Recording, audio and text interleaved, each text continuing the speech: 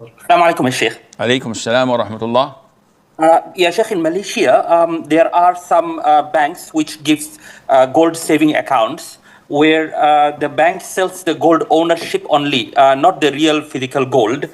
And then they sell gold a very small amount also, for example, like 10 ringgit worth of gold, which is like 0.02 gram only. So once the customer have more than 1 gram of gold, they can actually convert this to real physical gold and take the possession of the gold. So is this kind of savings account in terms of Sharia, what is the hukum, Sheikh? This is not permissible because the Prophet himself, alayhi salatu wasalam, indicated that buying and selling gold has to be physically and simultaneously done. So I give you 1,000 ringgits, you give me 2 grams or 3 grams physically of gold. It has to be done simultaneously. It cannot be done online. It cannot be done and postponed. I give you the 1,000 ringgits. After 3 hours, you give me the 3 grams. This is not applicable or valid.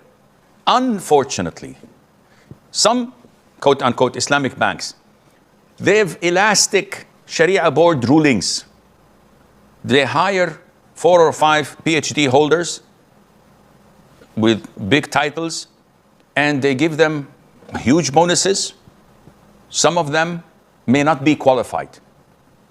Others may be qualified, but unfortunately, they look for what pleases the corporate banking department, not what pleases Allah and the Prophet ﷺ.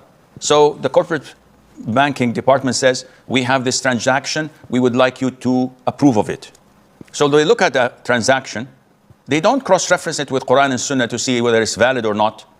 Rather, they go and open and search the books of Hanafi schools, Maliki schools, Shafi'i schools, Hanbali schools.